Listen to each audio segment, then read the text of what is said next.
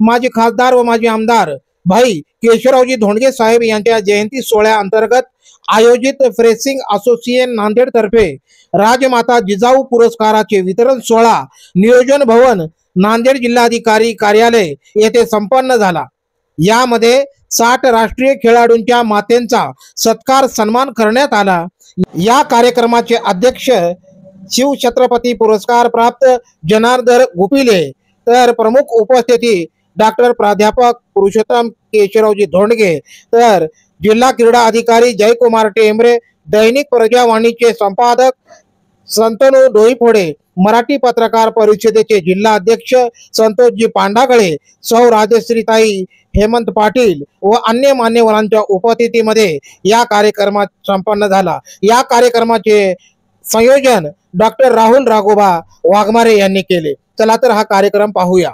खूप खूप अभिनंदन करते आणि ज्या मुलींमुळे ज्या मुलांमुळे तुमचा हा सन्मान होतोय त्या सगळ्या लेकरांचं मनापासून खूप खूप कौतुक करते आणि पुढील वाटचालीसाठी मनापासून शुभेच्छाही देते।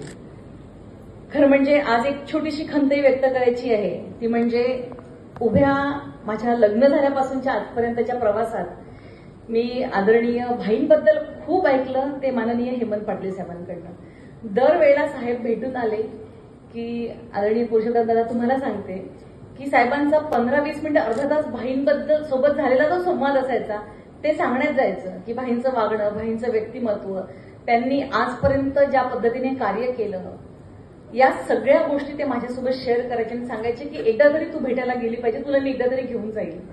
माझ्या दुर्दैवानं माझ्या आयुष्यात तो एक दिवस काही आला नाही आणि बाई गेल्याची बातमी मला कळाली। माझ्या आयुष्यात त्या दिवशी ठरवलं मी की मला ज्यांना ज्यांना भेटावंसं वाटतं ना त्यांना मी स्वतःहून जाऊन भेटेन, साहेब मला नेतील किंवा काही प्रसंगाने मी भेटायला जाईल असं काही होऊ नये।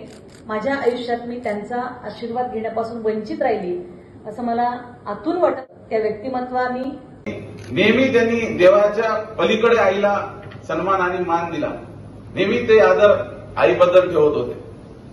खऱ्या अर्थानं हा सन्मान खरंच खूप, आणि तेही ज्यांनी 2 छत्रपती घडवले त्यांच्या नावाने, राष्ट्रमाता राजमाता जिजाऊ आऊसाहेब यांच्या नावाने हा पुरस्कार दिला जातो, ही अभिमानाची बाब आहे।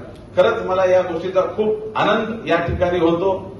ज्या पद्धतीनं आता सरांनी सांगितलं की नांदेडमध्ये क्रीडा संकुलन पाहिजे, आता ताई आहेत ती आहेत निश्चित करतील, पण मी एक खेळाडू आहे आणि मी क्रिकेटही खेळत होतो, टेबल टेनिस आणि विद्यापीठ लेव्हललाही खेळलो आणि एक रुची होती खेळाची, आणि आम्ही ज्या पद्धतीने खेळत होतो आम्हाला कुठेही मैदान उपलब्ध नव्हतं सर।